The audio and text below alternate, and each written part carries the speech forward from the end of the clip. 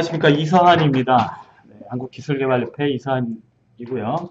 네, 오늘은 성공적인 R&D 기획에 관해서 많은 시간이 아닌 한 대략 1시간 미만으로 상황에 따라서 조금 일찍 끝날 수도 있고 질문이 있으시다면 좀 더 길게 이렇게 하는 것으로 하겠습니다. 보니까 오프라인은 없으시고 온라인에 하나, 둘, 셋, 넷, 다섯, 여섯 분이시네요. 대답하시는 분은 별풍 담당 두 번째, 두 분만 지금 보이시네요. 박노석이라고 하는 아이디 분, 그 다음에 별풍 담당 이렇게 돼 있으시네요. 일단 진행을 할게요. 시간이 갔으니까.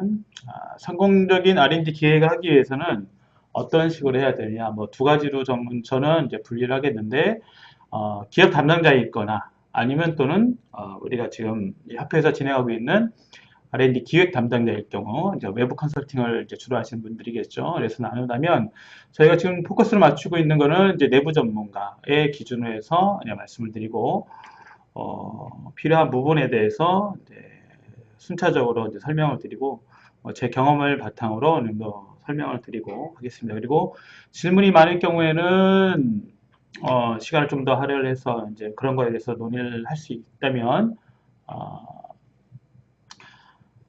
여기 그 채팅으로 글을 남겨주시면은 최대한 답을 해드리고요. 그렇지 않고 다들 이제 보고만 계신다면 시간을 최대한 짧게 해갖고 내용 위주로 좀 하겠습니다. 네, 강사 소개는 잠시 후에 나오니까 보시면 되고요. 당연히 설명을 해드립니다.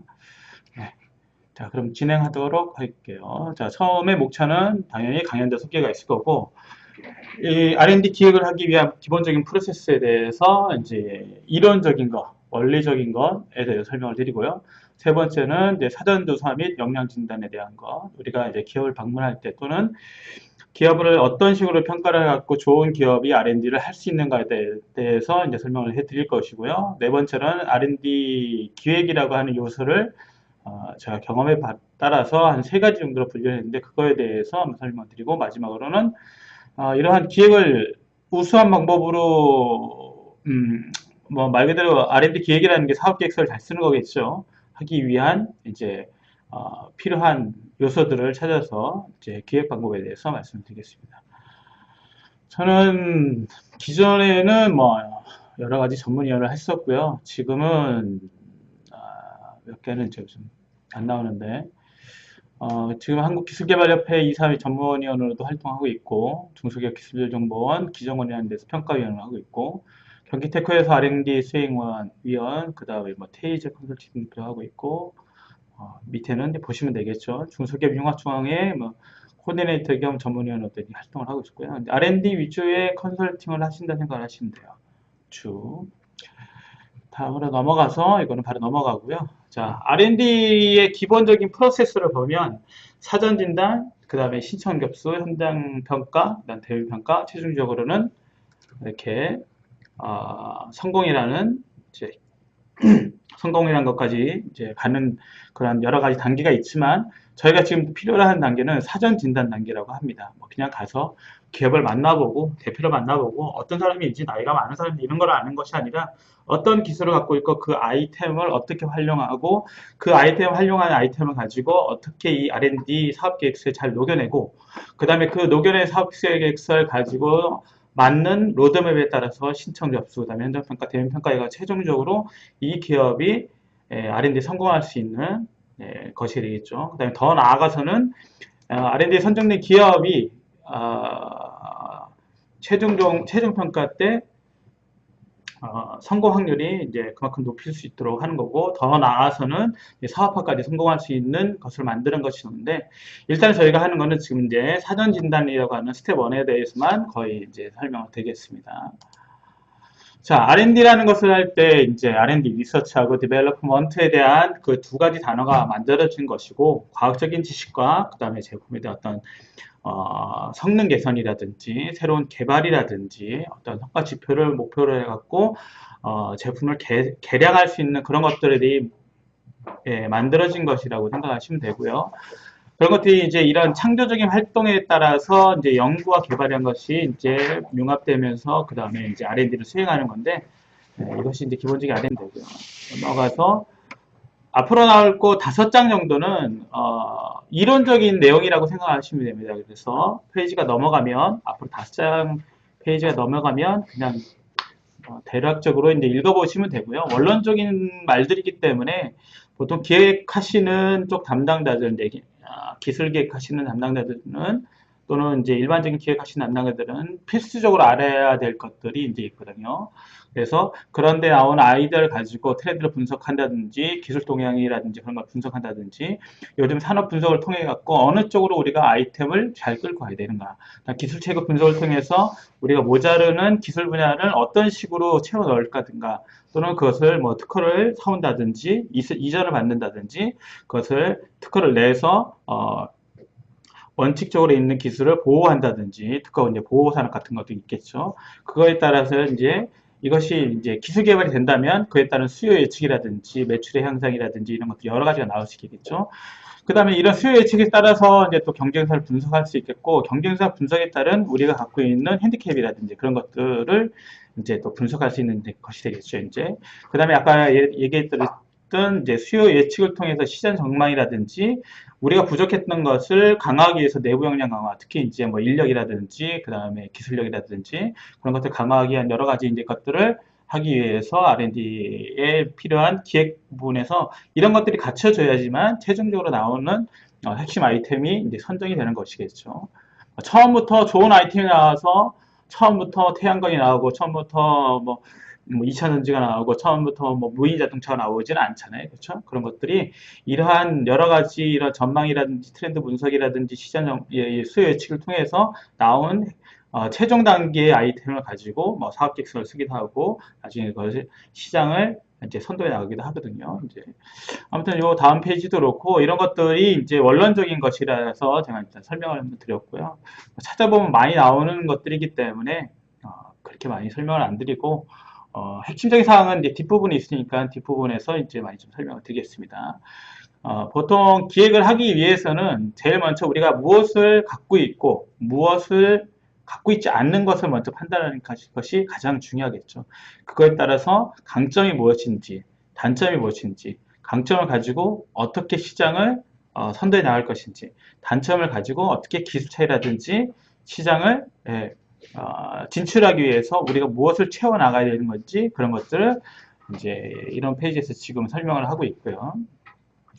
다음으로 넘어가서는 R&D 기획에서 이제 보통 우리가 그 하나의 그 성공적인 이제 사업이 되기 위해선 성공적인 IT에 나온다는 것은 R&D 기획을 통해서 사업화가 된다는 얘기를 말씀을 드리는 겁니다. 이제 보통 3,000개 그냥 일반적인 아이디어를 가지고 그것을 가지고 이 아이디어를 이제 가공을 해서 작은 프로젝트를 통해서 그 다음에 큰 개발과 그런 과정을 에서 메이저급인 뭐 개발이라든지 이런 걸 통해서 최종적으로 나온 것은 내가 하나라고 얘기를 합니다. 그래서 3,000개 정도의 그런 아이디어를 하려면 뭐 많은 시간과 투자를 해야 되는데 지금까지 말씀드린 것들은 거의 뭐 이제 내부적인 이제 기획 단계에서라고 말씀을 드리는 거고 요 다음 페이지부터 말씀을 드리는 거는 우리가 이제 실질적으로 우리가 컨설팅하기 위한 그 다음에 우리가 기업을 찾아갔을 때 필요한 그러한 그 컨설팅이 되기 위한 준비 단계라든가 이런 것들 위주로 말씀을 드리고요.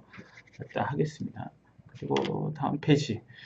이거는 이제 뭐뭐 기업 R&D 기획 프로세스라고 얘기하는데 보통 이제 기획 심사과라든지 뭐 기획과 뭐 이런 그런 과들이 있죠. 이제 그런 쪽에서 이제 사전 기획하기 위해서 TRM 분석을 한다든지 로드맵 구조를 설계를 하고 그다음에 그런 간 요소들을 모아서 그다음에 사전 전략 립을 짠 다음에 그거에 따라서 환경 분석을 하고 내부 역량이 어떻게 되는지 외부 역량이 어떻게 되는지 전략적으로 적합성 검토를 하고 그런 것들이 모아진 다음에 요소에 따른 기술 분석을 하고 핵심 기술 선정을 하게 되는 거거든요. 마지막에 TRM 전개를 하는 건데 이거는 이제 기업에서 이제 보통적인 이제 기획 프로세스 단계를 설명드리는 거고요.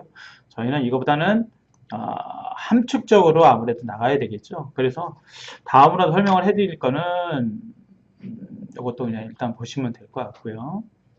이거는 나중에 한번 다시 설명을 드리겠습니다. 일차적으로 이제 그 기업의 역량조사라고 하는 것이 필수적으로 따라야 됩니다. 이제 여러분들이 기업을 방문하게 됐을 때, 또는 이제 기업의 대표를 만났을 때, 또는 기업의 연구소장을 만났을 경우에, 또는 기업의 핵심 연구자를 만났을 경우에, 이 기업이 어떤 역량을 갖고 있는지를 미리 이제 파악을 해야 된다는 거죠. 이 연구자가, 이 기업이 어떠한 아이템을 갖고 있고, 향후 어떠한 아이템을, 아니, 향후 이 아이템을 가지고 어떤 식으로 발전할 건지를 미리 이제 로드맵이라든지, 요즘 중소기업 기술 로드맵 같은 거 잘 나와 있죠. 그러면 NTIS라든가 이런 걸 통해서 미리 이제 기술 정보들을 파악을 하고, 그 다음에 기업 형태에 따라서 내가 나중에 이제 지원해 줄 수 있는 이런 그 R&D 로드맵 같은 것도 미리 이제 확인을 해야 되겠죠. 그에 따라서 대기업인지 중소기업인지 소기업인지 뭐 그런 것이 이제 기업 형태가 나눌 수 있고요. 그다음에 제조업인지 서비스업인지에 따라서 R&D도 나눠지기 때문에 그다음에 요즘에 많이 핫한 그 IT 뭐 융합이라든지 융복합 기술이라든지 TRM이요. TRM. 아, 기술 분석이라 생각하시면 되죠. 지금 여기서 찾아서 이렇게 딱 예, 저도 그냥 단어로만 써서 어, 기술 분석이라고 생각하시면 돼요. 기술 분석이 맞을까요? TRM, TRM, 텍스트, 로드맵, 로드맵. 그, 네, 요거는 제가 일단 찾아서 한번 보여드리겠습니다. 일단은 죄송하지만 먼저 넘어갈게요. 제가 이게 원론적인 거이기 때문에 이제 말씀을 이렇게 드리는 건데, 어, 저도 여기는 이제 저도 기획심사과에 있었지만은 이런 거는 주로 잘 하진 않고 이제 요소 분석이라든지 또는 이제 뭐 뭐랄까요 이제 요소 분석을 통해서 이제 그 기술의 평가를 하고 그 다음에 거기 나오는 것을 다시 분석을 해서 그걸 가지고 다시 재결합, 그 다음에 그걸 가지고 다시 구조 설계, 그 다음에 뭐 이런 식으로 이렇게 나왔었거든요. 이제 뭐 내부 역량 평가가 플러스 되고, 이거는 제가 찾아서 설명을 나중에 해드리겠습니다. 일단 넘어가고요. 그 다음에 이제 기업 역량에서 또 중요한 것이 이런 재무 현황이죠. 기업이 너무 좋은데, 아이템도 너무 좋고, 매출액도 너무 좋은데, 가끔가다 이제 보면은 그 부채 비율이 1000%가 넘어가는 기업들이 이제 가끔 있어요. 그 다음에 이제, 이 기업은 인적 요건도 좋고 다 좋은데 수출액도 좋고 한데 R&D 투자 비율이 적다든지.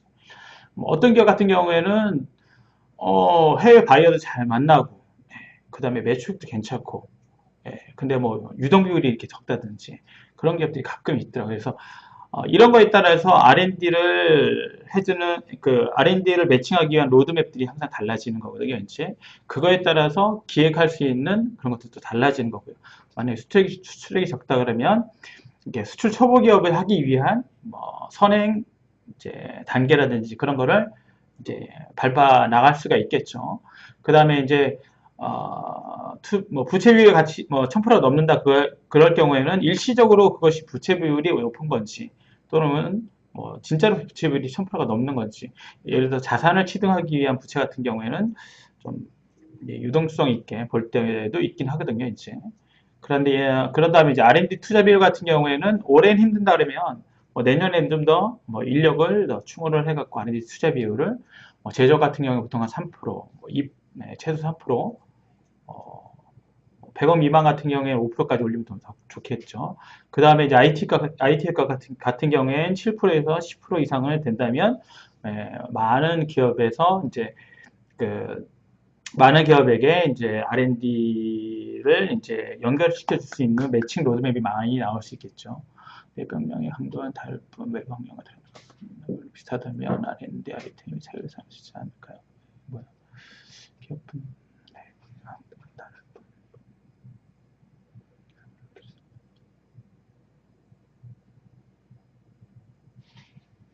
이게 어떤 말씀이시죠? 내부 역량의 강도가 다르다는 게 어떤 얘기를 하시는 것이죠?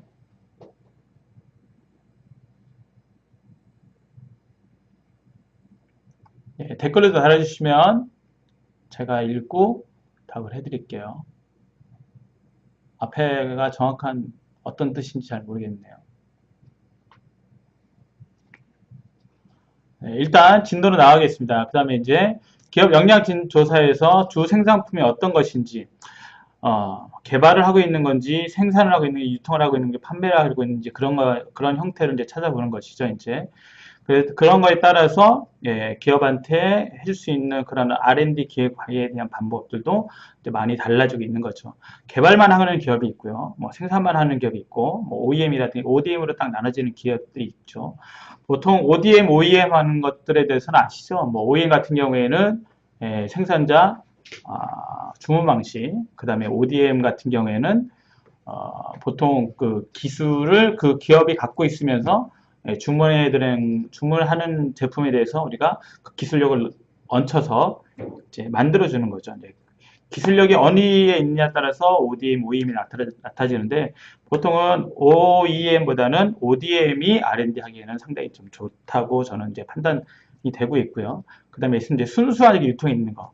보통 뭐죠? 대리점들이 알아서 이제 그런 쪽으로는 조금 더 좀 R&D를 수행하기보다는 개발하는 시점에서 볼 때는 순수 유통보다는 유통과 제조라든가 이런 것들이 어느 정도 병행을 하고 있다면 좀 나아지겠죠. 한쪽으로 치우치지 않도록 아이템을 한정시키는 것 같아서요. 글쎄요, 한쪽으로 아이템을 한정시키는 것 같아서요. 뭐 어느 특이 보아서는 한쪽으로 아이템을 한정시키기도 하지만은 요즘에는 아이템을 뭐랄까 이 융합시키는 쪽으로 많이 좀 가죠. 예전 같은 경우에 하나 예를 드린다면 어, 도어락 같은 경우에도 요즘에 순수하게 도어락만 만들지 않죠. 뭐 지문인식을 조금 더 강화시킨다든지 지정맥을 넣는다든지 그 다음에 이제 IoT와 융합을 해갖고 그럼 ICT와 융합을 해갖고 내부자 정보를 조금 더 이제 이런 빅데이터를 통해서 활용하는 뭐 그런 것들도 있거든요, 이제. 네. 물론 4차 산업이 위주로 되지만은 아직도 좀 순수하게 이제 그 뿌리 기업이라든지 이런 것들에 대해서 확실히 밀어주는 것도 있습니다. 4차 산업이 기반이 되려면 기본이 되는 기반이 되는 그런 산업이 발전을 해야지만 4차 산업도 있는 거지 무조건적으로 소프트웨어만 있다래 갖고 4차 산업이 발전하지 않아요. 예. 그렇게 생각을 하시면 되겠죠.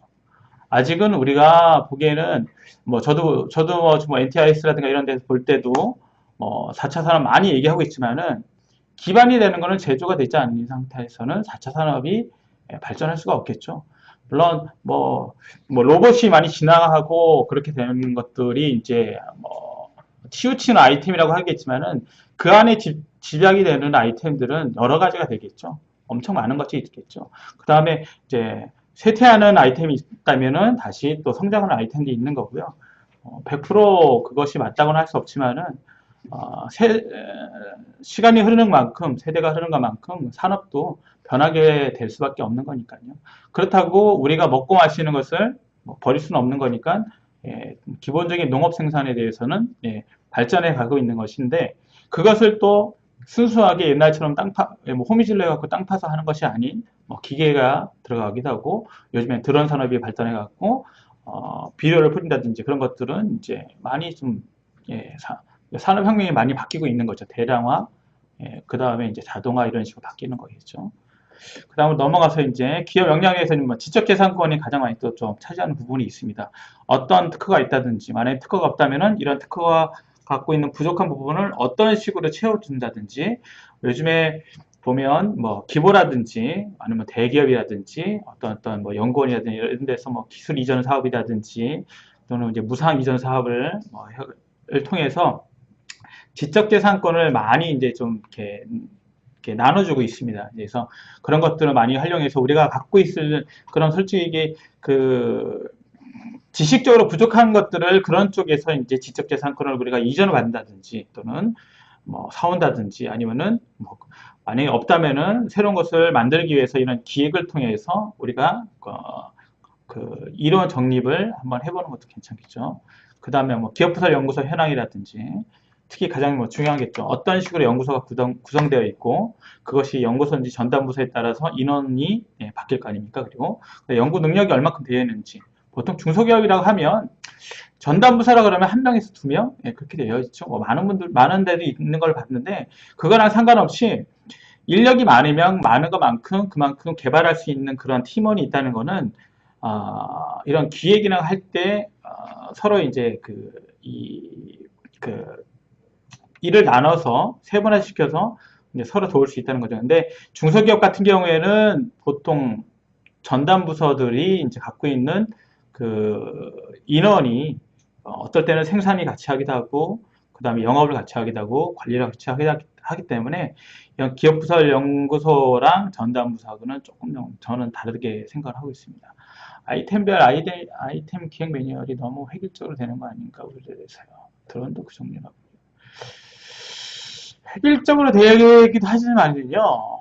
매년 보면은 드론을 만들기 위한 부품들이라든가 이런 특히 뭐 반도체 안에 들어가는 부분들, 그 다음에 그 안에 들어가는 소프트웨어 부분들이라든지 그런 것들은 획일적으로 볼 수가 없죠. 드론을 만들기 위해서가 아니라 그 드론 안에 들어가 있는 소프트웨어라든지 그 안에 있는 그런 반도체라든지 그런 것이 다 발달되고 그 안에 그런 AI에 집약된 그런 칩들이라든가 이런 것들이 나중에는 다른 산업에도 연결될 수가 있다고 생각하시면은 조금 더 넓게 볼 수 있지 않을까 생각이 드네요, 저는요. 예. 굳이 한 분야로 획일적이보다는 지금은 하나라고 생각하지 않는 것이 좋다고 저는 보고 있습니다. 왜 그러냐면 지금은 산업이 예전에는 정확하게 분리가 많이 됐었는데 지금은 많이 융합이 되어 있는 상태에서 굳이 저거라고 나누기보다는 드론 안에 있는 핵심 칩이 어쩌면 핸드폰 안에 들어가는 핵심 칩이 될 수도 있고 또는 그 안에 들어가는 핵심 칩이 자율주행차에 들어가는 핵심 칩이 될 수도 있고 드론 같은 경우에는 이런 회귀 능력 같은 것이 있잖아요. 그렇죠? 자세 제어라든지 이런 것들 같은 경우에는 네, 보통적으로 그 자동차라든가 이런 것들이 또 들어가기도 하고요. 그렇기 때문에 너무 획일적으로 안 보셔도 될 것 같은 생각이 드네요. 그 다음에 이제 정부 참여 과제 현황이죠. 이제 기선정자라든지 이런 것들이 어떻게 되는지, 그 다음에 인증 현황, 벤츠, 이노비즈, 메인비즈, 뭐 상훈이라든지 기타 이런 것들에 따라서 기업의 역량에 따라서 우리가 기획할 수 있는 아이템들이 달라지고 그거에 따라서 부족한 것들을 얼마만큼 채워 넣을 수 있는 것들도 좀 달라지겠죠. 다음으로 나서 자, 기업 역량 재무 아까도 말씀드렸지만 일단 매출액은 높을수록 그 다음에 수출액은 많을수록 당연히 좋겠죠. R&D 기획 지원을 잘하나 못하나 누가 어떤 기준으로 평가를 하냐. 당연히 평가를 하죠.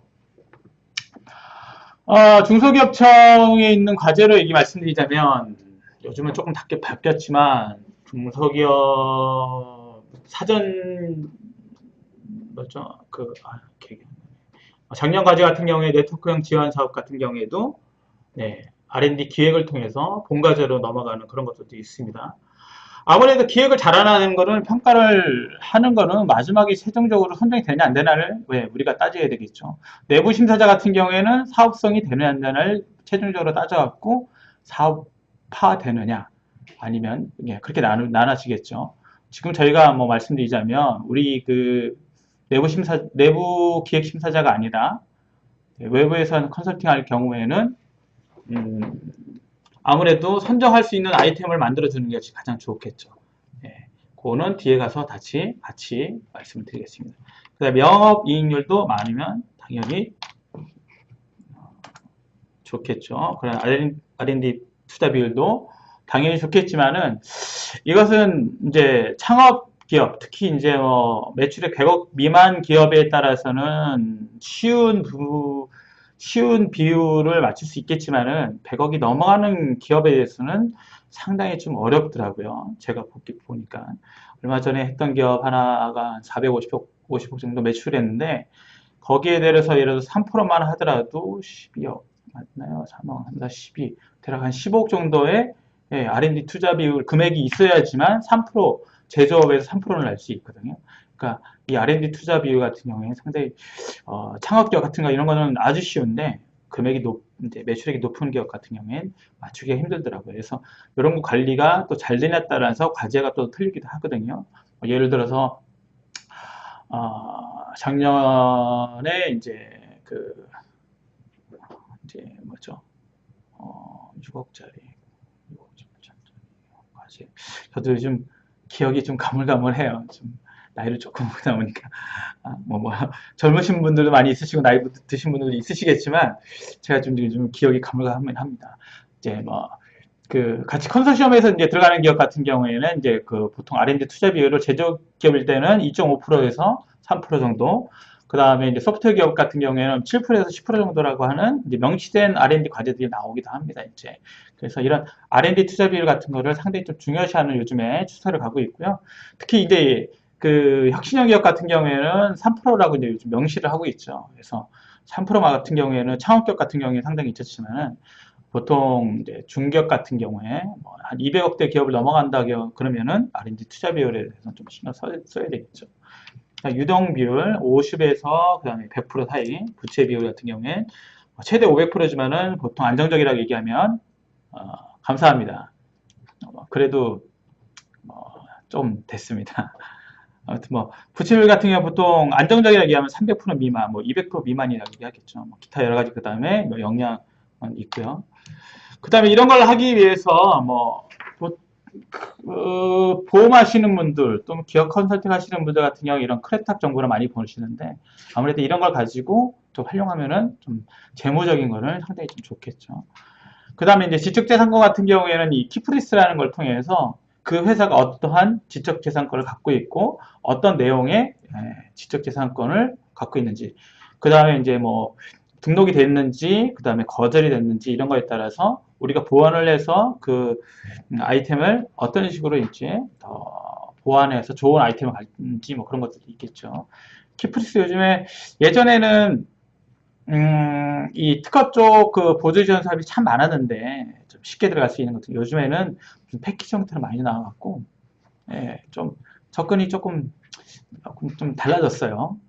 그 다음에 이제 기획 지원 사업 같은 경우에는 이런 특허 지원 사업 같은 걸 요즘에 많이 하고 있거든요. 이제 보니까는 특허 지원 사업 같은 경우에 이제 그 IP 지원 사업이라고 그러죠. 이제 그래서 기획 지원 사업 플러스 IP랑 같이 엮어서 같이 가는 것들이 있고요.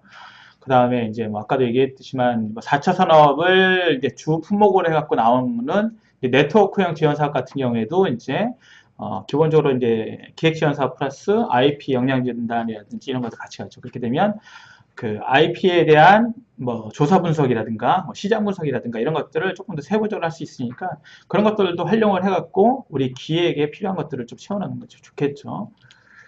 자, 이제 여기서입니다. 이제 실질적으로 제가 얘기하고 싶은 것들이 이제 나오는데 오늘의 핵심은 딱 세 가지라고 말씀드리고 싶어요. 뭐냐? 자, 요거 이 그림 보시니까 생각나시는 거 뭘까요? 물음표죠? 물음표. 뭘까요? 왜? 저는 왜라고 생각해요. 왜? 왜 하려면 이렇게 물음표가 뜨겠죠. 자, 예를 들어서 이 마우스를 왜 만드세요? 내가 편하려고 컴퓨터를 이용하려고 하는 그런 의문이 들겠죠. 과학자들하고 얘기하면서, 그러니까 연구자들 있죠. 연구자들하고 얘기하면서 KTR이든지 이런 데 저든지 가보면서 얘기하면 그분들은 서로 얘기할 때 기술에 대해서 너 이거 알리, 너 이거 알지 얘기하는데 저희들이 가서 얘기하면 몰라요, 솔직히. 그죠? 저는 전공도 그쪽 분야도 아니고 그런 쪽에 있지도 않은데 그러면 심사위원들이 물론 전문 분야도 있겠지만 내가 갖고 있는 아이템, 예를 들어서 내가 이런 그 마우스를 만드는 기업이 R&D로 갔을 경우에 이것을 평가할 수 있는 전문가들하고 왔던 사람들은 과연 어떤 사람이란가? 혹시 생각해 보신 적 있으신가요? 혹시 R&D 해보셨죠? 혹시 현장평가, 대면평가 가진 적 있으신가요? 혹시 여기 듣고 계신 분들 중에 있으신가요? 가면 저도 평가위원으로 가지만 저는 이제 경영적으로 이제 해서 가지만 전문가로 해서 오시는 분들이 각 파트가 다 있습니다. 이제 물론 교수님들도 있으시고 산업 분야에서 또 오시는 분들도 있으시고 한데 예를 들어서 이것을 만드는 핵심 부품에 대해서는 없을 경우가 많아요. 대신에 예를 들어서 이 안에 들어가는 전자적인 요소를 전공을 하고 있는 교수님이 올 수도 있는데 그렇다고 그 전자적인 요소를 갖고 있다. 여기는 반도체를 내가 교수적으로 아주 한 30년 동안 연구했다. 한다 하더라도 요것에 만들어낸 거에 대해서는 아무래도 그 기업 담당자가 제일 잘하겠죠. 왜? 아직 이 제품으로 나오는 것이 아니기 때문에 개발이 완료되지 않는 거기 때문에 내가 개발하고 있는 것은 누구보다도 내가 제일 잘합니다. 근데 이것이 좋으냐 안 좋은가를 얘기하려면 말 그대로 내가 설명을 쉽게 해야 되겠죠. 그래서 우리 회장님도 저희 회장님도 얘기하시면은 쉽게 설명해라. 간결하게 설명해라. 예, 그쵸? 그 다음에 아주 쉽게 설명하고 간결하게 설명했으면 나중에는 수치를 줘라. 예, 얼만큼 수치를 줘야지만 평가의 목표에 됐다는 그러한 그 성능지표가 나오겠죠. 그러면 그거에 따라서 마우스가 얼만큼 돌아가는지, 어이구, 예, 연결되어 있네요. 그 다음에 이것이 뭐 광학 센서를 갖고 얼만큼 쓸 수 있는지, 뭐 지속 시간이라든지 무게가 얼마나든지 이런 특징들이 나오겠죠. 그래서 저는 왜라고 하는 것을 따집니다. 그래서 사업 계획서를 한번 쓸 경우에 이 왜에 따라서 뭐가 필요하느냐, 왜 만들어야 되지? 이슈 제기를 할 수 있겠죠. 사회가 진짜 필요한가? 내가 이걸 해서 돈을 벌 수 있는가? 그렇죠. 그거에 따라서 우리가 사업을 추진해야 되잖아요. 그렇죠. 아, 이게 사장 산업인가? 아, 요즘 시장에서는 얼마만큼의 캐피티가 이제 형성되어 있지? 시장의 범위가 얼마큼 돼 있지? 수요가 얼마큼 돼 있지? 그런 걸 활용할 수 있다는 거죠. 그러기 위해서는 저는 전문가적인 견해가 아닌 일반적으로 이거 왜 만드세요? 라고 저는 물어보고 싶어요. 갔을 때. 그러면 대표님들이 처음에는 기술적인 설명을 막 해요. 근데 정말로 필요할 때는 이거 왜 만드냐면요. 이거 이래서 만듭니다. 이게 이렇게 필요해서 만듭니다. 요즘에 사회 이슈 보셨죠? 이런 얘기 하시는 분들이 있어요. 그러면 진짜 쉽게 저도 알아들 수 있고, 아, 이것을 만들어야 되지만, 만들어야, 아, 그러면 우리 사회에 이만큼 도움이 될 수 있겠구나. 그쵸? 그런 거에 따라서, 그러면 내가 부족한 게 뭐지라고 하는 것들이 넘어갈 수가 있겠죠. 그래서 저는 왜라는 것을 저는 가장 핵심적인 기획의 요소로 하나를 담고 싶고요. 그런 거에 따라서 나중에는 과연 요거는 넣어야겠네요. 이 왜라는 거에 따라서 진짜 필요한 것을 요소를 찾아갈 수 있다는 거죠. 그냥 막연하게 설명을 하는 것이 아니라 이러이러한 주제와 목적성이 나온다는 거죠. 그거에 따라서 우리가 개발에 대한 목표성이 나온다는 거죠. 그러면 내가 저 시장을 하기 위해서는 이렇게 만들어야 되겠구나 라고 하는 어떤 그 목표성이 나올 수 있다는 거죠. 그렇기 때문에 왜라는 것을 항상 먼저 우리가 컨설팅 할 때 또는 팀원을 이끌 때 한번 꼭 물어보시길 바랍니다. 그러면 아무래도 쉽게 이해하기도 편하고 그 다음에 좀 진행하기도 좀 많은 의구심도 들겠지만 그래도 좀 낫지 않을까 저는 생각이 듭니다. 항상 왜 기술적인 것 이해는 아무래도 기술자분들이 가장 잘 알지만은 필요에 따라서 저희가 하는 거는 평가를 저희가 할 때도 사업성을 볼 때 이게 왜 만들어서 왜 사업성이 좋지라고 따지는 것에도 항상 이 왜라는 것을 저희가 하니까 말이 약간 좀 엇나갔긴 하지만 왜라는 항상 그 퀘스천을 주면서 진짜 과제에서 왜 필요한 건지 그냥 만들지는 않잖아요. 그렇죠? 뭐든지 왜? 자, 예를 들을까요? 이런 거를 한번 본 적이 있어요. 제가 이제 작년에 이제 하나 기획을 해서 1년 기획을 해서 이제 그거는 이제 네트워크형 지원 계획 사업을 통해서 최종적으로 이제 기획을 단계를 지나서 선정을 가져갔는데 도어락을 만드는 업체예요. 이제 하나. 근데 도어락은 4차 산업에 들어갈까요? 안 들어갈까요? 4차 산업에. 도어락이요. 그냥. 도어락이요. 도어락. 도어락 있죠? 문 여는 거요.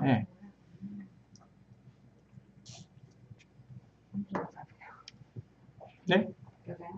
들어갈까요? 안 들어가요?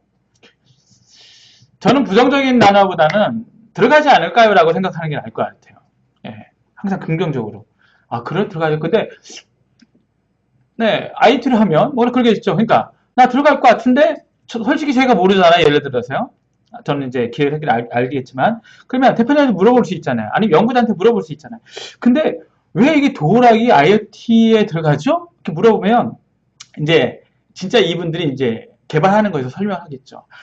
저희가 이번에 개발하는 것은요, 뭐 예를 들어서 지문인식인데, 뭐 이러이러한 형태로 들어가고, 그 지문인식을 통해서 각 서버마다 뭐 이렇게 뭐 정보가 왔다 갔다 한다든지, AP망을 통해서 그래요? 근데 AP망이 뭐예요? 이제 또 물어봐야죠, 이제. 계속 물어보는 겁니다. 그러면 줄줄줄 나오겠죠.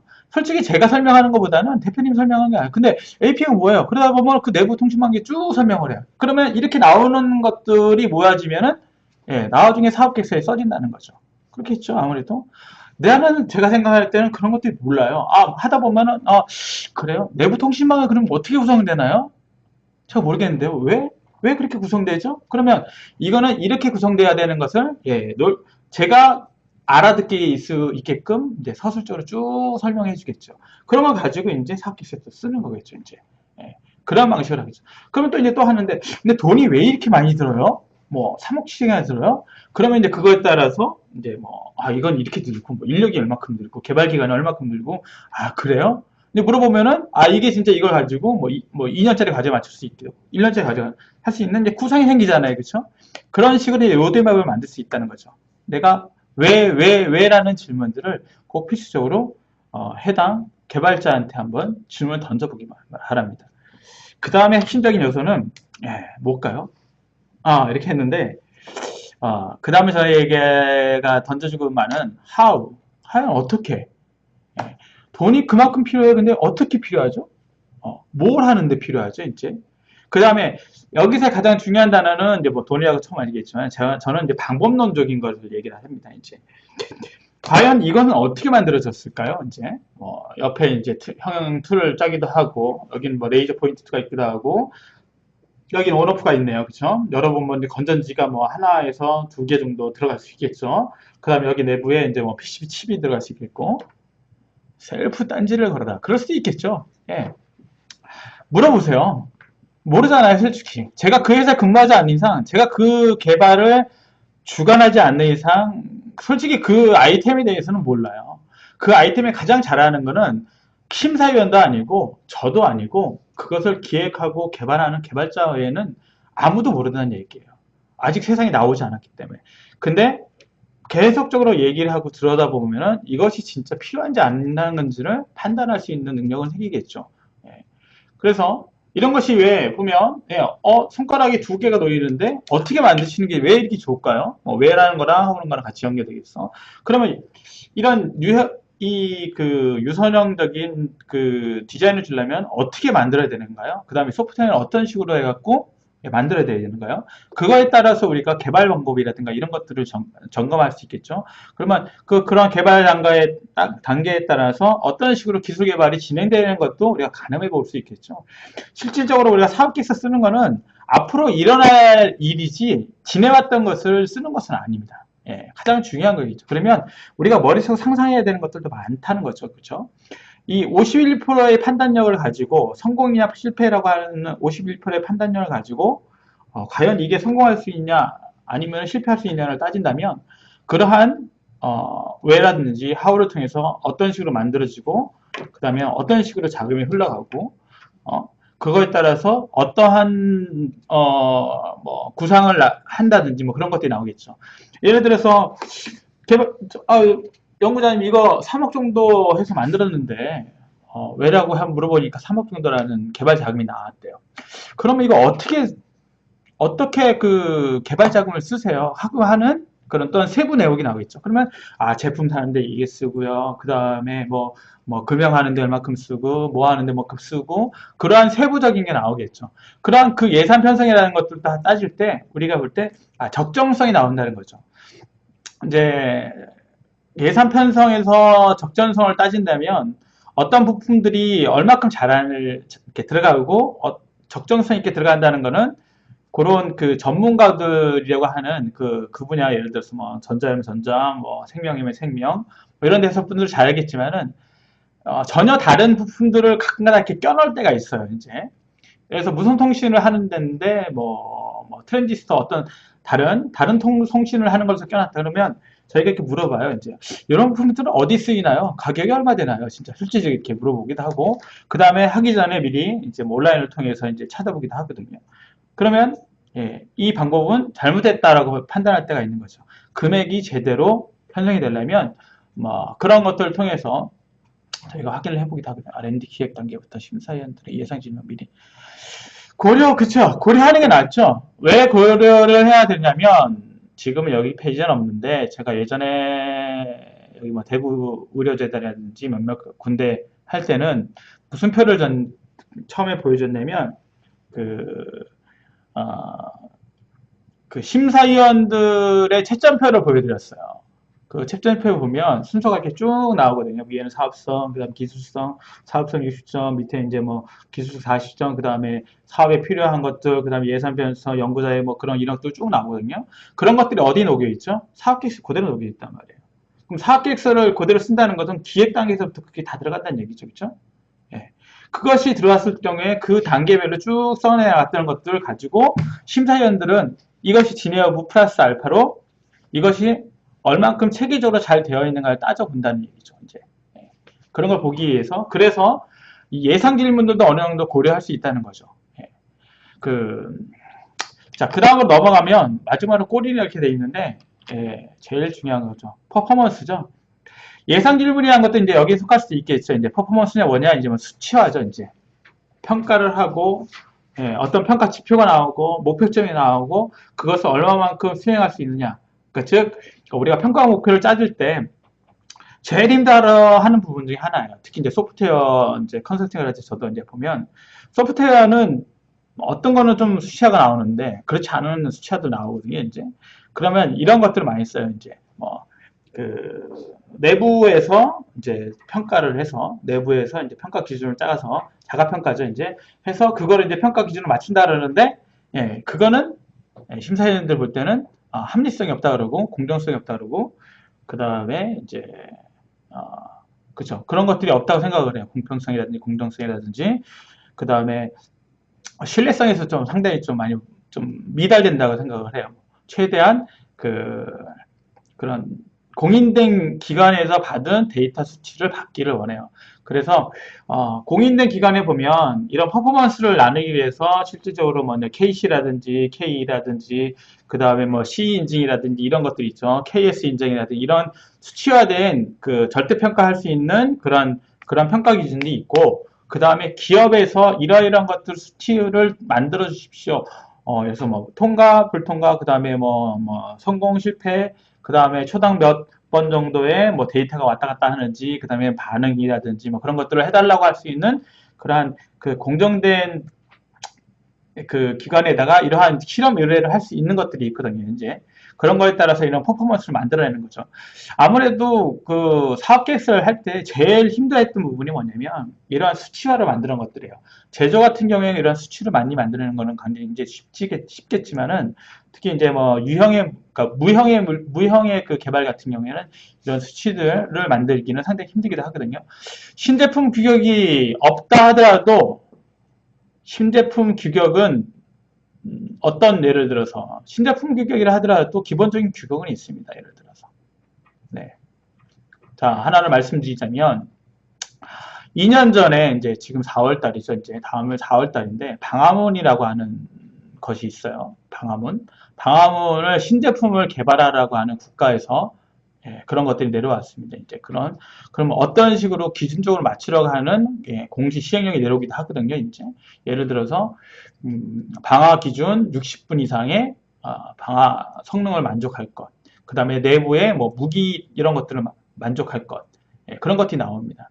아예 규격이 없는 것들은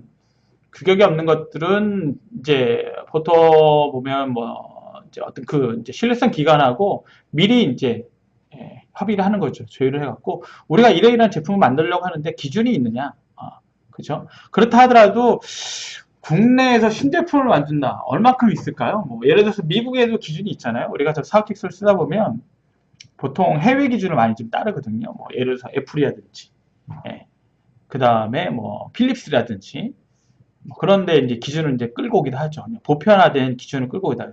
필립스에서 이런 제품들이 뭐 메타포 뭐 60 정도의 그러한 성능을 나왔다. 그러면 이제 저희가 이제 그런 거를 이제 끌고 와서 이제 성능을 거기다 맞추기도 하죠. 그래서 그다음에 뭐 헤어 드라이어 같은 경우에는 이제 그 어디죠? 요즘 유명한 데가 다이슨인가요? 다이슨 유명하죠. 헤어 드라이기 이제 뭐 그 바람기비 없는 거로 유명하지만 그런 걸 할 때 우리나라 요즘 기준 많이 나오지만은 우리나라 신제품이라고 만드는 것들은 보통 해외에서 많이 모방을 합니다. 이제 그러면 해외 기준에 대한 평가 목표를 맞춘다는 얘기죠. 그러면 그렇게 하기도 하죠. 굳이 글쎄 저는 우리나라는 응용산업 위주라고 생각을 합니다. 응용산업 위주지 우리나라가 아주 기준이 되는 기초산업 위주의 산업을 육성하지 못했다고 저는 좀 판단이 되거든요.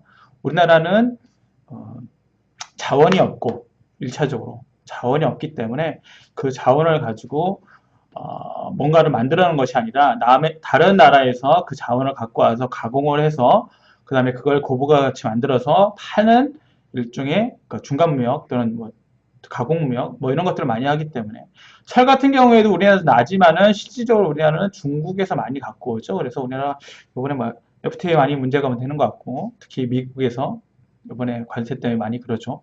철 같은 경우에도 포스코가 지금 핵심을 이루고 있지만 포스코에서 실질적으로 수출하는 그 철에 들어가면 제품의 그런 원료들은 다 중국에서 거의 갖고 옵니다. 네. 그렇기 때문에 그 규격이라는 것은 만들면은 그것을 실질적으로 소비하고 있는 곳에서는 벌써 그 규격에 대해서는 어느 정도 수치화가 돼 있다고 생각을 해요. 네. 완전히 새로운 것을 만들어낸다. 얼마큼 만들 수 있을까요? 예를 들어서 뭐 인공태양도 뭐 얼마 전에 우리나라가 뭐 어느 정도 성공해야 할 몇 초 동안 뭐 얼마큼 했다고 성공이 나오는데 글쎄요 스위스 쥐른에 있는 뭐 그런 뭐 광학연구소라든지 뭐 그런 데서의 성능만큼 될까 안 될까 모르겠네요 솔직히요. 뭐 아마 비슷하게 뭐 했다고 얘기는 하겠지만은 그래도 그러한 규격이라든지 성능이라든지 뭐 그런 것들은 해외 기준으로 맞추는 것 같더라고요 보니까요. 그거에 따라서 우리도 맞추고요. 만약에 성능 기준이 없다 그러면 직접적으로 전화를 해보시라고 하세요. 네. 저는 그렇게 얘기합니다. 어디다 얘기하냐? 우리가 예를 들어서 전파하라 그러면 전파진흥원이라든지 아니면은 뭐 기계협동조합이라든지 이런 데다가 물어갖고 규격을 시험하기 위해서는 뭐가 필요합니까? 예. 우리가 제품을 이렇게 만들려고 하는데 어떤 실험을 할 수 있을까요? 평가. 예. 그러면 나중에 심사위원들이 이런 평가 목표에 대해서 질문했을 때, 역으로 질문했을 때 우리는 그거에 대해서 정확한 대답을 할 수 있겠죠. 네. 이런 제품이 이 정도 성능이 나오기 위해서는 이러한 수치가 필수로 필요합니다. 그래서 그런 것들이 뭐 90이 될 수 있고 뭐 프로테지가 될 수 있고 뭐가 될 수 있겠죠. 갑자기 두 분이 아니요 다 모릅니다. 자기 분야에서는 잘 알고 계신 분들 있어요. 자기 분야에 대해서는 네. 자기 분야에 대해서는 잘 알고 있는 부분들이 있어요. 기본적으로 뭐 근데 아주 전문적으로 하는 건 잘 없더라고요. 보통 여기 이제 표준회폐 있죠. 표준회폐라든지 이런 데 보면 기준적으로 그런 수치에 대한 규격화가 있기 때문에 그 규격을 보면서 이거는 센티미터가 아니라 이건 뭐 제곱미터 들어가야 된다 이렇게 말씀하시는 분들도 있고요. 뭐 그냥 그렇게 말하시는 분들도 있고요. 이건 30초보다는 뭐 이거 한 1분 정도 이렇게 해야 되지 않습니까? 라고 얘기하는 분들도 있고요. 그것을 진짜 어떻게 진짜 어떤 이런 포지션에 맞아갖고 그런 분이 있다 그러면 정확하게 대답해 주신 분은 없더라고요. 서면평가에서 평가를 잘 못했다는 지적이 많아서. 예, 그래서 서면평가를 하기 위해서, 즉, 우리는 사업계획서에 잘 쓰기 위해서는 R&D 기획을 하잖아요. 그러면 그 기획 단계에서 우수한, 제대로 된 평가 기준을 하려면, 그 연구자가 갖고 있는 평가 기준이 아닌 공인된 기관에서 평가 기준을 제시하는 게 가장 좋거든요, 이제. 그러려면 내가 앞으로 그 평가 기준을 이용을 할 거면 그 평가 기관하고 일종의 뭐 메일이라든지 직접적인 전화를 통해서 우리가 이런 제품을 만들려고 하는데 어떻게 평가 기준이 됩니까? 라고 하면 거기서는 100%다 얘기를 해줍니다. 저도 그렇게 해갖고 예전에 소프트웨어 기업이라든지 그렇게 해서 평가 기준을 맞춰갖고 잘 넘어갔던 것들이 있고요. 이것은 필수적으로 해야 됩니다 하는 그런 것들이 있습니다. 그래서 그런 것들도 있었고요. 그 다음에 자가평가를 하는 경우에도 이러한 것을 혹시 평가를 할 수 있나 이렇게 물어보기도 합니다. 그러면 이런 거는 안 됩니다. 이런 것들을 하려면 예를 들어서 어떤 뭐라 그러죠 다이라든가 이런 것들을 만들어야 됩니다 이렇게 하기도 하죠. 그렇게 했는데 심사위원이 평가가 잘못됐다. 그럼요 잘못될 수도 있겠죠. 어떤 건지 모르겠지만 지금 어떤 그런 것들인지 모르겠지만 이제 뭐 전혀 다른 것으로 할 수 있으면은 서면에서 웬만하면 하는데 글쎄 아직까지 저는 서면에서 한번 써본 적이 없어갖고 서면에서 어떠한 아이템을 가지고 어떤 평가 기준을 만들었는지는 제가 그건 보고 나서 판단을 해야 될 것 같네요. 자, 그 다음에 이제 기술 로드맵의 활용인데, 이렇게 들었는데 잘 모르겠어요. 갔다 왔는데, 도저히 뭐 도락이 모르겠고, 뭐 지문인식이 모르겠고, 뭐 지정맥이 모르겠고, 뭐 블록체인이 모르겠어요. 이제 심사위원이 평가를 엉터리로 할 수 있는, 뭐, 할 수도 있는데, 모르면 얘기 안 합니다.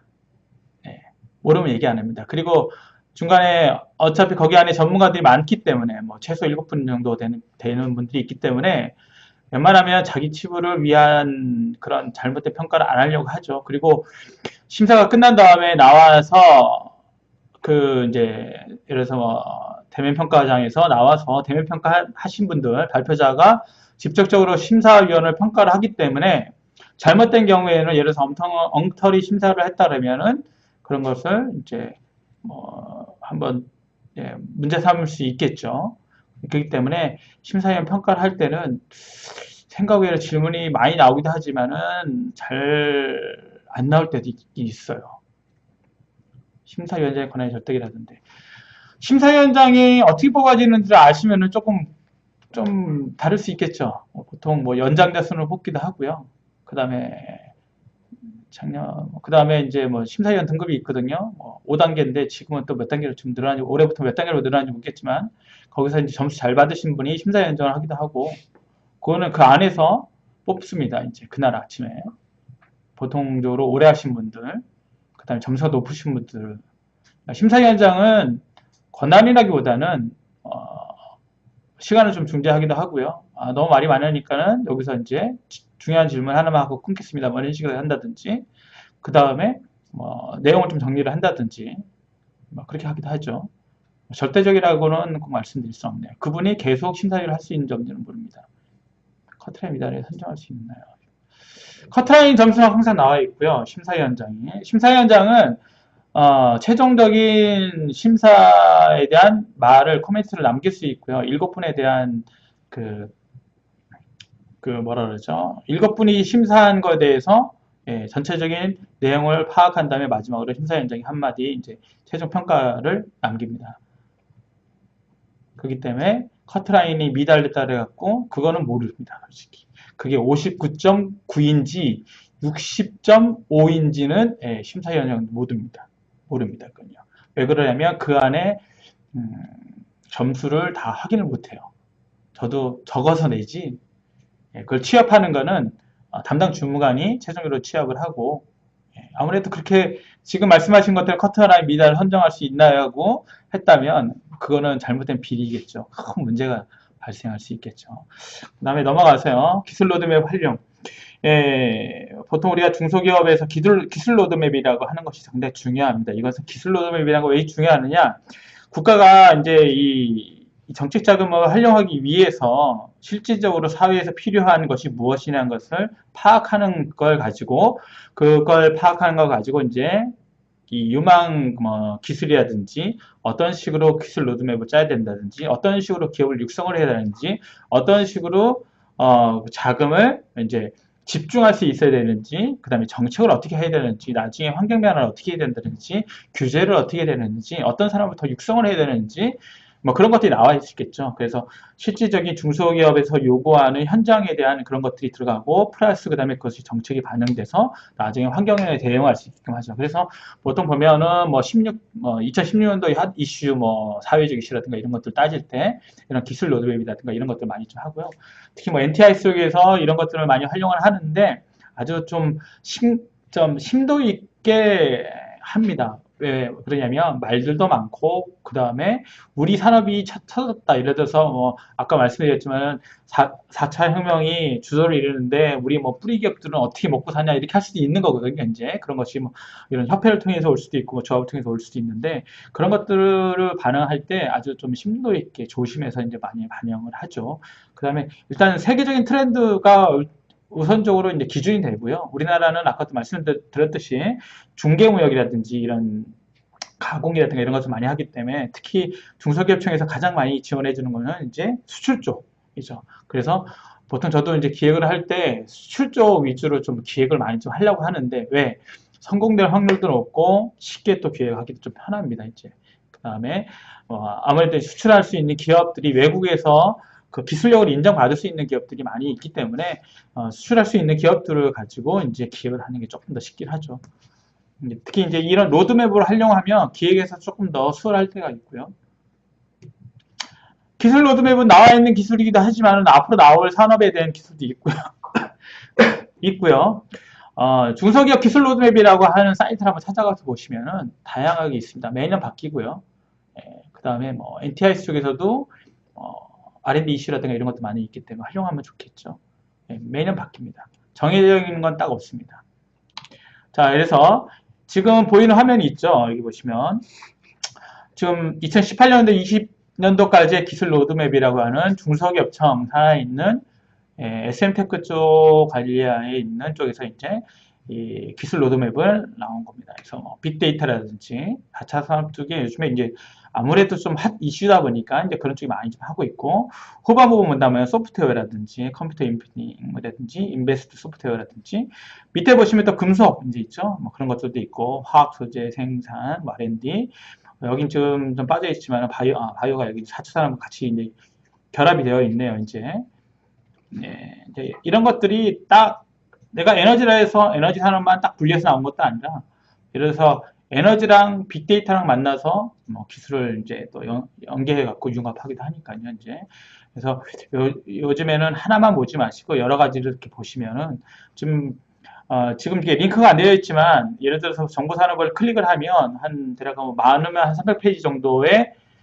이 정보 산업에 대해서 어떤 식으로 흘러가고 있고, 그 다음에 수요 조사가 어떻게 되고 있고, 해외랑 어떻게 되어 있는지, 기술의 발전이 얼마큼 되어 있는지, 요구하는 척도가 어떤 건지에 대해서 아주 세부하고 상세적으로 이제 뭐 표와 수식과 그 다음에 여러 가지 서술적인 뭐 이런 말들이 나오니까 한번 활용해 보는 것도 나겠죠. 예. 아까 제가 얘기했던 뭐 이제 디지털 도어 같은 경우에 스마트 홈도 되지만은 요즘에는 이제 디지털 보안 쪽에서도 또 들어가는 부분도 있거든요. 이제 자, 지나갔네요. 예. 자, NTIS 활용. 예, 요거 요즘에 많이 활용하라고 제가 좀 추천을 드리고 싶습니다. 왜냐면 저도 과기부 가서 NTIS를 많이 좀 뭐랄까요, 좀 개선을 많이 시켜서 올해부터 새롭게 NTIS가 이렇게 좀 화면도 좀 약간 바뀌고, 그 다음에 좀 많이 좀 업데이트 되고, 그 다음에 개선도 많이 했어요. 그래서 이런 통합 검색이라든가 이런 것도 많이 좀 좋아졌거든요. 특히 뭐 제가 핵심이라고 하는 여기 보시면 이슈로 보는 R&D가 요즘에 상당히 좀 뜨고 있습니다. 그래서 로그인해서 내가 주로 찾아보는 단어라든가 주로 찾아보는 어떤 그런 R&D 이슈에서 보면 이런 것들이 좀 바뀌게끔 돼 있거든요. 요즘에 뭐 어제 보니까는 생체 인식 시스템이죠. 이제 그런 것들 많이 되어 있고, 대부분이 제조업 위주이네요. 도소매나 서비스 기업을 너무 무시하는 꼭 그렇지는 않습니다. 뭐 얼마 전에 우리 협회에서 도소매 관련해서 제조업하고 나왔던 그러한 기획지원 사업 같은 비슷한 것도 나왔었죠. 네, 도소매에서 제조업하고 융합을 해서 잘 팔 수 있는 그러한 유통망이라든지 그런 것들, 유통망을 가지고 개발할 수 있는 것이 있죠. 도소매는 순수하게 뭐 유통만 한다면 어쩔 수 없겠지만은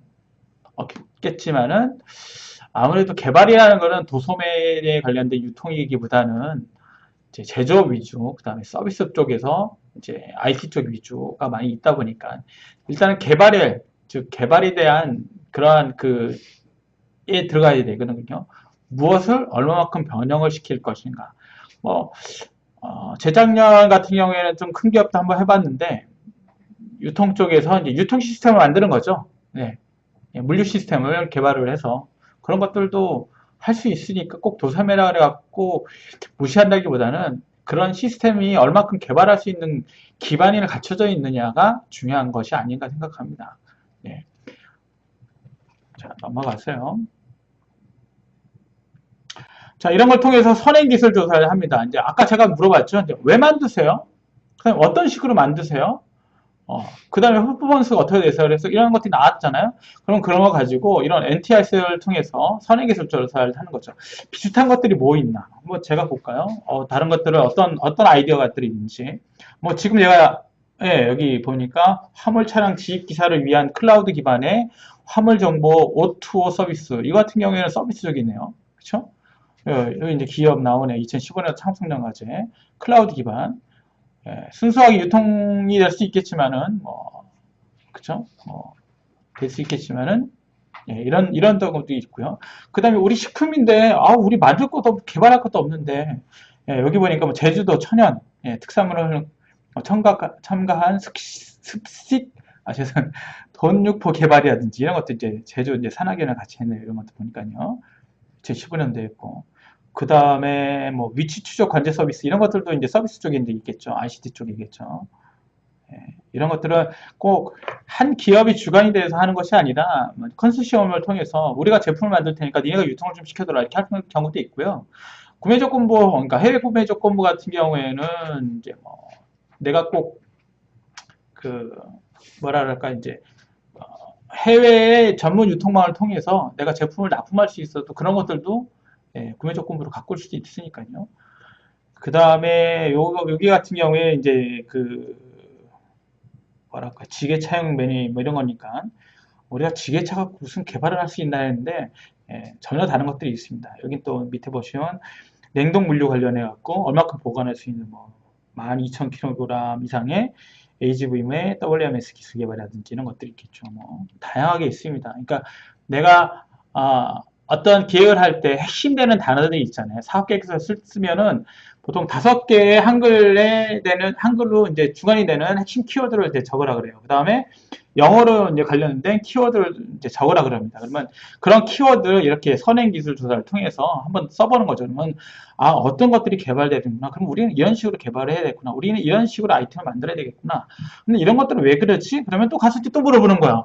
이거 왜 이렇게 만들어요? 여기 어느 회사 보니까 이렇게 만들던데. 그러면 이제 또 개발자가 아주 자세히 설명을 해주는 겁니다. 그럼 그걸 가지고 이제 우리는 또 사업 계획서를 잘 만들어내게 되는 거죠. 제가 읽어봤는데도 이해가 안 된다. 그러면은 심사위원들한테 가서도 이해가 안 되는 거예요. 저는 그렇게 판단하고 있습니다. 그 다음에 넘어가서 넘어갔네요. NTIS 이제 선행기술 조사죠. 이제 이거는 이제 사업계획서를 어느 정도 쓰고 나서 진짜 내 것이 이제 유사 과제에서 혹시 어디 있는지 한번 이제 하는 건데 웹을 통해서 할 수도 있고요. 엑셀을 통해서 할 수 있는 건데 웹을 통하면요 금방 빠르면 한 30초, 30초 안에 나오기도 하고 내용을 많이 쓰면 쓸수록 그런 유사도라든가 나오는데 신뢰도는 저도 많이 해봤지만 반반입니다.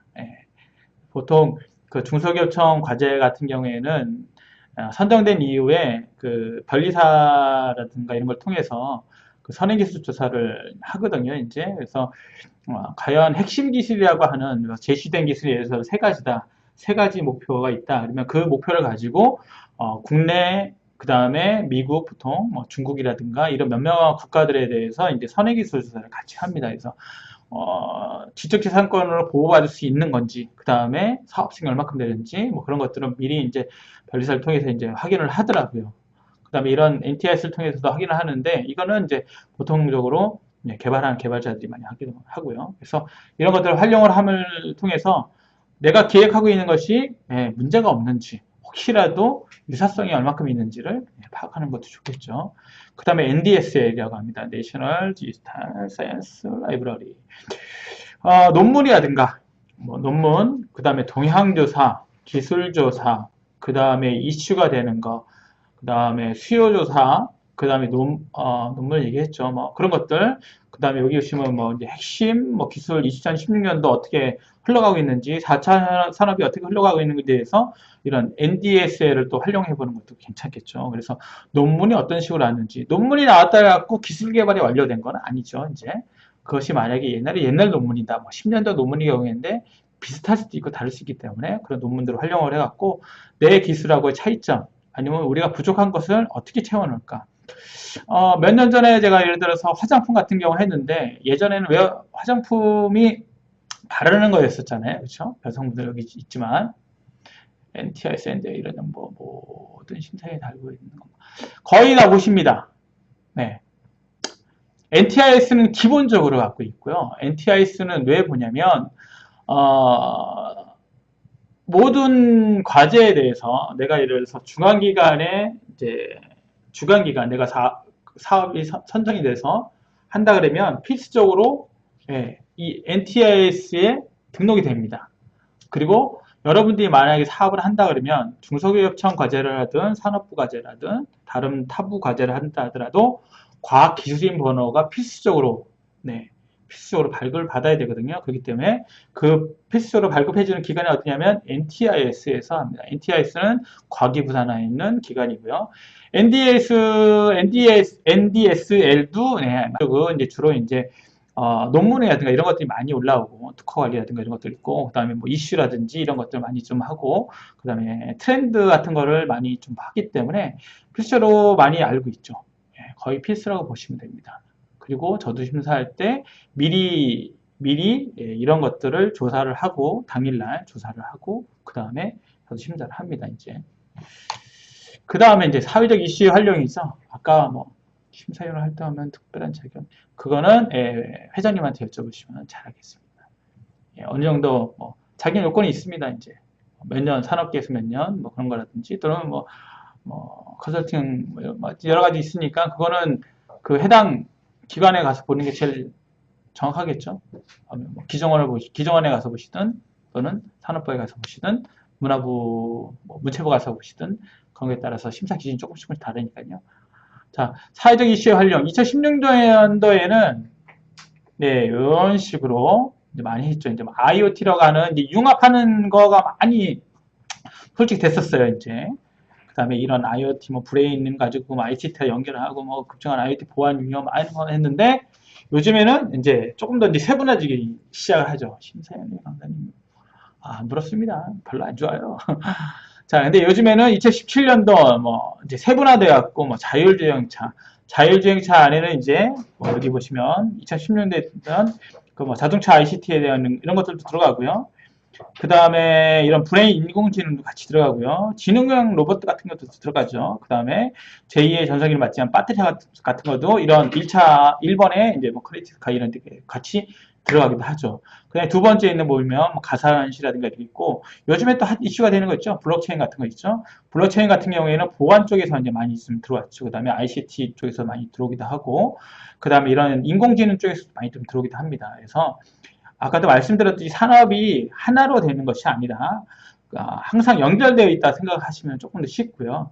네, 뭐 지금 이제 하시는 분이 이제 제가 보기에는 4차 산업이 아닌 일단 기반 산업 또는 이제 뿌리 기업에 대한 그런 산업일 경우에는 이거랑 다르게 나갈 수도 있으니까요. 굳이 내가 4차 산업이라 갖고 내가 4차 산업이 아니라 그래 갖고 우리 R&D 어떻게 하나요? 이렇게 하는 것이 아니라 정말 아이디어가 좋다 그러면 그걸 가지고도 예, 요런 거랑 같이 이제 융합시켜서 나갈 수도 있겠죠.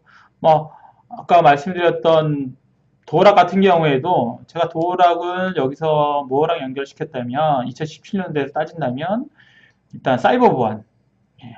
그 다음에 7번에 있는 생체 인식 그 다음에 6번도 들어가겠죠. 사물 인터넷 그 다음에 그렇죠. 이렇게까지 들어가겠네요. 그런 것들이 있었고 그 다음에 뭐냐 또 여러 가지가 있고 그 다음에 최근에는 이제 드론도 같이 이제 제가 하는데 드론은 이제 드론도 여기 나오지만 드론 같은 경우에는 이제 뭐랑 연결을 했냐면 인공지능에 같이 연결했고요. 그 다음에 가상현실과 증강현실을 반반씩 해서 같이 연결을 했습니다. 이제 그 다음에 이제 또 약간 들어간 건지 이제 스마트 팩토리 같은 것도 같이 이제 좀 들어갔죠. 이제 이런 것들이 들어가서 꼭 하나만 내가 갖고 있다 해서 한 것이 아니라 융합해 갖고 쓸 수 있는 것들도 나가는 것도 좋겠죠. 그러니까 여러분들이 하나만 모시지 마시고 이 R&D를 하기 위해서는 많은 생각을 좀 이렇게 넓히시고 아까도 제가 말씀드렸듯이 안 된다고 하는 것보다는 될 수 있는 방향으로 하기 위해서는 어떻게 하는 것이 좋을까? 어떤 식으로 어떤 방법으로 좋을까? 같이 이렇게 의논하면 좋은 쪽 방향으로 나갈 수 있는 것들이 있습니다. 제가 일단 늦게 시작을 해서 아직 1시간 채우려고 시간을 많이 맞춰서 하고 있어요. 자, 이게 사회적 이슈죠. 요즘에 드론 많이 하죠. 이제 중국에서 이제 이렇게 심사위원들 중에는 4차 핵물기술 분야 전문가가 아닌 사람들도 많죠. 네, 많아요. 많이 있습니다. 그게 어떻게 되냐면 예를 들어서 이제 그 사업계획서 공고를 한번 보셨죠? 공목 보면 품목에 따라서 쭉 나눠놓은 것들이 있어요. 뭐 127가지 뭐 이렇게 나오고 이렇게 품목을 이렇게 쭉 나눠놓잖아요. 생명, 바이오, 뭐 그다음에 태양광, 그다음에 뭐 뿌리기업, 뭐 금속, 수송, 가공 이렇게 하잖아요. 그러면 내가 예를 들어서 뭐 제조, 그다음에 금속, 그다음에 소송, 가공 이렇게 나간다. 그럴 경우에는 4차 산업하고는 좀 멀리 떨어져 있죠? 그러면 그 관련된 분야의 전문가가 들어오십니다. 생각하시면 돼요. 또는 그 관련된 산업의 전문가가 들어오신다든지, 그 관련된 분이 들어오신다 생각하시면 돼요. 내가 예를 들어 생명이다, 바이오 쪽이다. 그럼 그 관련된 교수급이라든지, 뭐 석사 이상이라든지, 뭐 학사라도 뭐 이렇게 되겠죠. 또는 그 관련된 분야에 있는 사회적 전문가들이 들어오겠죠. 그래서 그런 것을 어느 정도 할 수 있는 분들이 들어오지 전혀 이 사람들로 다르지는 않습니다. 그런 식으로 이제 매칭이 됩니다. 뭐 심사위원단들이 뭐 100% 평가를 할 수 없지만은 그래도 어느 정도 들어보면서 하시죠. 심사위원들도 컨설팅 하는 분은 많죠. 네, 많이 있습니다. 저희 협회도 많이 있죠. 글쎄요, 저거는 잘 모르겠습니다. 예, 아무래도 저건 조심해야 되겠죠. 문제가 되겠죠. 네, 문제가 되겠죠. 네, 근데 아직까지 저도 없습니다. 예, 없고, 예, 저거에 대해서는 좀 말을 좀 조심해야 되겠죠. 네. 만약에 그랬다면은 문제가 될 수 있겠죠. 뭐 그런 경우도 있어요. 심사를 하기 전에 만약에 그런 경우가 있다면 어떠한 심사위원들이 있을 것을 예상을 해서 뭐 제외시켜달라고 하는 경우도 있습니다. 기관에서는 모르죠. 솔직히요. 네. 예, 그렇기 때문에 누가 뭐 문제 삼지 않으면은 뭐 하긴 하는데 그렇다고 뭐 예전에 그런 경우 있습니다. 뭐냐면 심사위원은 아니고 컨설팅 하시는 분이 대면평가장에 들어와서 걸린 경우는 있어요. 몇 번. 네. 그래서 그게 문제가 상당히 돼서 지금은 평가장이 많이 좀 바뀌긴 했죠. 그런 경우도 있고요. 대필이죠. 그렇게 해서 하시는 분들도 있습니다.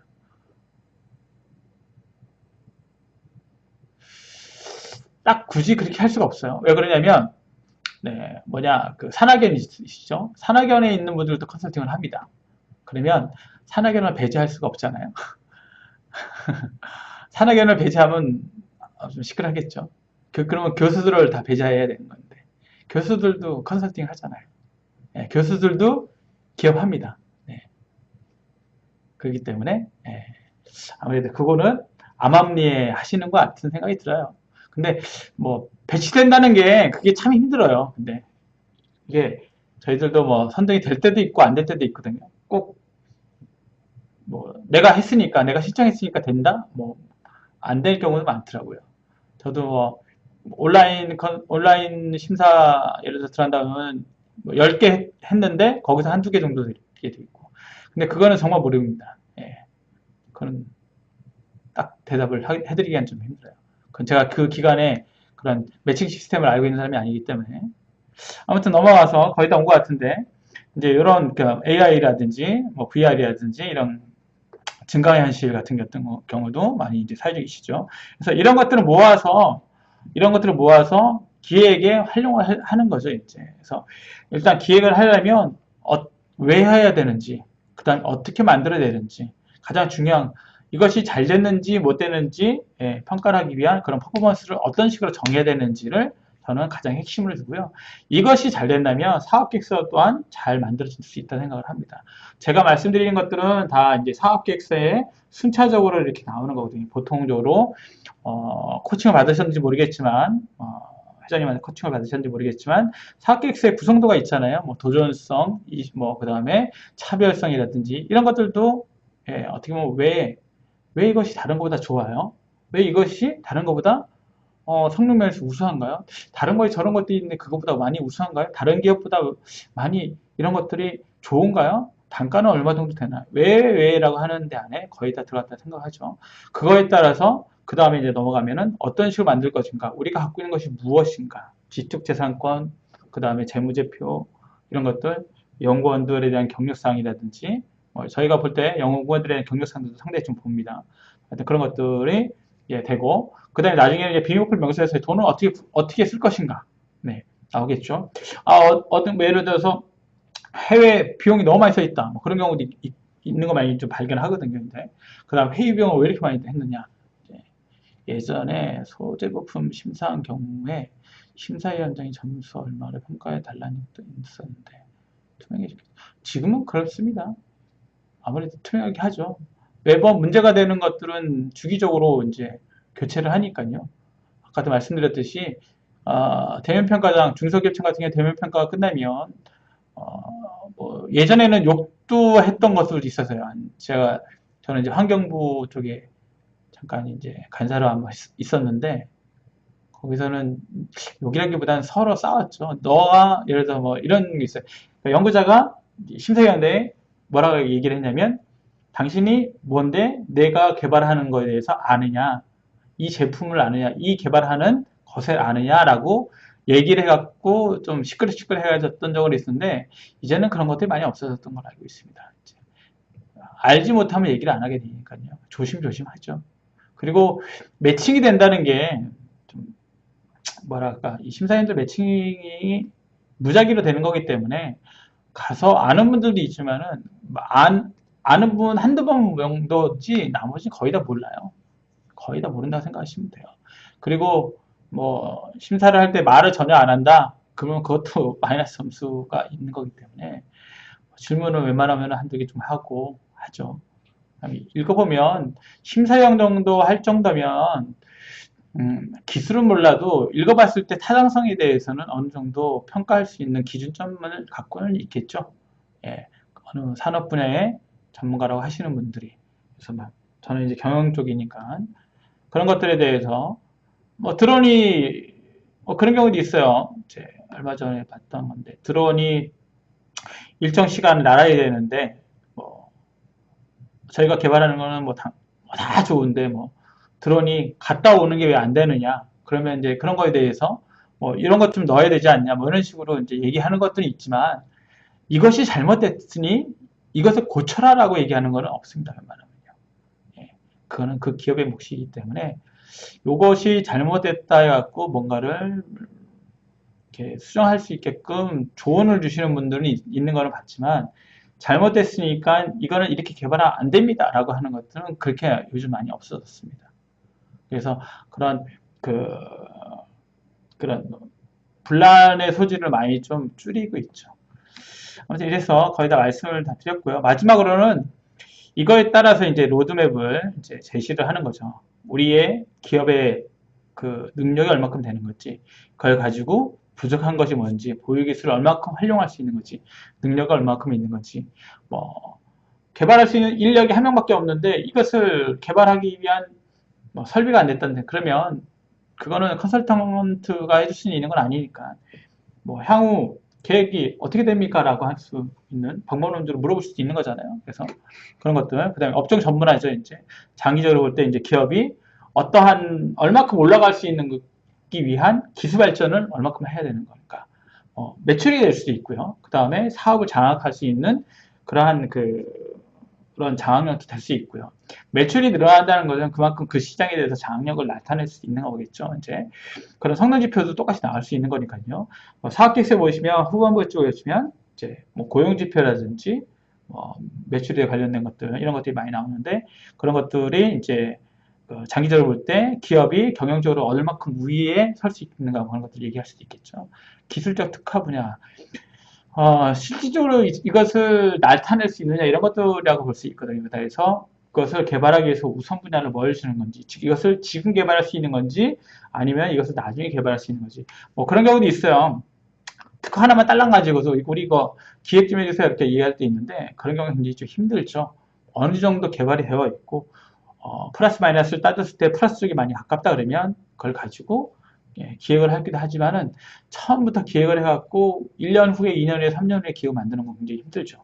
그래서 보통적으로 부족한 것을 빠른 시일 내에 채울 수 있다면은 바로 기획을 해서 올리지만은 그렇지 않을 경우에는 조금 더 내부적으로 판단해 보시라고 저는 얘기를 해드리고요.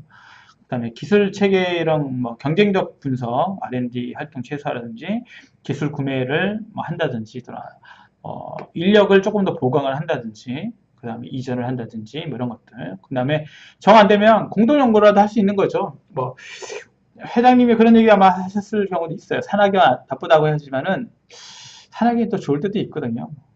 예, 어떨 때 필요할 경우도 있습니다. 이제 그래서 그러한 것을 하기 위해서 뭐 기업 간 협약을 한다든지 이종의 것이랑 같이 하는 융복합을 할 수도 있겠고 또는 산학인이랑 같이 할 수도 있겠죠. 그래서 그러한 전략, 기술 전략을 올라가기 위한 그런 공동 연구 개발이라든지 기술적 구매라든지 기술적 보완이라든지 그 다음에 인력에 대한 충원이라든지 이런 것들을 해서 우리가 위로 올라가기 위한 필수적인 요건들을 이제 채워 넣어야 되겠죠. 자, 이렇게 해서 많이 거의 다 말씀드렸고요. 기획이라는 게 어떻게 보면 굉장히 좀 많은 많은 말을 원래는 자료가 굉장히 많은데 그거를 제가 이제 이렇게 한 시간 정도 이렇게 줄이다 보니까는 다는 말씀을 못 드리고 필요한 것들만 1차적으로 말씀을 이제 드렸어요. 이거를 하면은 몇 시간 동안을 하는데 일단은 제가 가장 중요하게 보는 거는 왜, 그 다음에 how, 그 다음에 이렇게 퍼포먼스라고 합니다. 그것이 잘 되어 있다면 사업계획서에 우리가 필요한 요소를 잘 녹여내서 우수한 사업계획서로 가기 위한 그런 방향이 되겠죠. 그래서 일단은 말씀드렸고 혹시 뭐 질문 있으시다면 남겨주시고요. 오프라인으로 들으신 분이 거의 없다 보니까 질문이 별로 없으면 이상으로 끝내도록 하겠습니다. 감사합니다.